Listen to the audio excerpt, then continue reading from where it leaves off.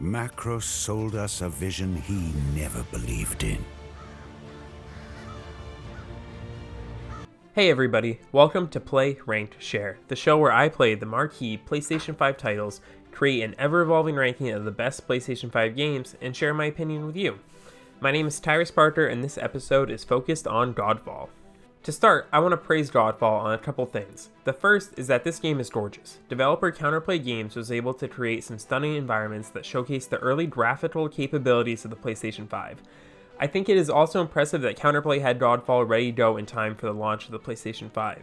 I'm sure development during the COVID-19 pandemic was no easy feat, and we saw many games this holiday season get delayed. I think it should be lauded that Counterplay Games was able to get their first AAA game out the door in time for launch for a new console generation. However, I did not enjoy my experience with Godfall, and unless you are hankering for a looter-style game early in the PlayStation 5 generation, I can't really recommend this game to anyone. I found the slasher combat to be incredibly repetitive. When facing grunt enemies, I relied on using the same combo repeatedly because the strategy didn't need to be changed. These basic enemies did not have any real flair to them and made encounters in between bosses feel boring and very repetitive. The boss battles were challenging, and it felt like the difficulty spiked during these battles. Sometimes I felt these were a little too difficult compared to the rest of the game, but I did overall enjoy the boss battles.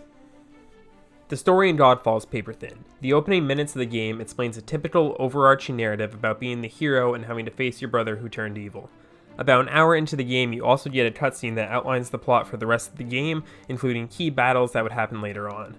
After these initial cutscenes, the game doesn't really spend any time with characterization, which is something that bothered me. Even the bosses, for the most part, appear only when you fight them. There isn't any rivalry established throughout the game with any of the villains, or give you any reason to view them as powerful beings. Instead, you spend 4 or 5 missions fighting grunts and sometimes a mini-boss, who also has no build-up. This format became so trite, especially when no real story progression was happening throughout the campaign. The game additionally made some questionable design choices. One thing that was frustrating was the pre-story mission cutscenes. You first talk to a character named the Seventh Sanctum, who is some floating head that provides guidance during the campaign. After talking to her, you need to talk to another companion, who is honestly so forgettable I've already forgotten his name, and he would provide more lore that felt meaningless to the story. But to do this, you must walk only a few steps across the room to trigger a second cutscene, and then after that you have to walk back across the room again to the Seventh Sanctum for a third cutscene that just lets you accept the next story mission, as if you had a choice anyways. Godfall is filled with little quirks like this that made me slightly frustrated throughout my experience. I think the problem with Godfall is that it seems to lack any originality. For example, the different hub worlds that you travel to are called Earth, Air, and Water realms. The loot system feels pretty standard, and there was no moment where I felt like I gained an item of particular importance. It all kind of felt the same, and I was just needlessly subbing out items once I saw I had something that had better stats. The upgrade tree for abilities and improved stats really just felt like they put in as many buzzwords as they could into the game, and I didn't understand how these enhanced my combat experience. The game also occasionally features loading screens that are just the boss art of the game with no background music whatsoever. When playing Godfall, I couldn't help but wonder what the game would be like if Counterplay was given additional time to flesh out the many ideas they have in this game, because overall it feels a little half-baked. While I appreciate the visual fidelity and the boss design in Godfall, there's not anything outside of that is impressive. I found the combat for most of the game to be exceptionally boring, and I spent most of my playtime during this 10-hour campaign looking forward to playing other PlayStation 5 games. Like I said in the beginning, I can't really recommend this game to anyone, and if you really think this game might be up your alley, I would just proceed with caution. Overall, I think Godfall is a mediocre game, and I would give it a score of 5 out of 10. When it comes to ranking Godfall, this is not a difficult decision.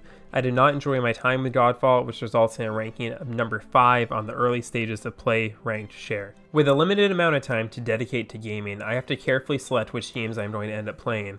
As a result of this, I don't anticipate that there will be a game taking the uncoveted last place slot from Godfall anytime soon. A lot of this game is largely forgettable, and I wonder when looking back on this list if I will remember anything particular about Godfall, say, a year from now. Thank you for watching this episode of Play, Ranked, Share. Make sure to subscribe and ring the bell to be notified when future episodes are released. A review for Demon's Souls will be coming soon, while reviews for Sackboy: A Big Adventure and Immortals: Phoenix Rising will be a little further away. If you want to see gameplay of Godfall, be sure to check out our video of it on our show, The Game Receipt. What are your thoughts on Godfall? Let me know in the comments below, and until next time, don't stop sharing.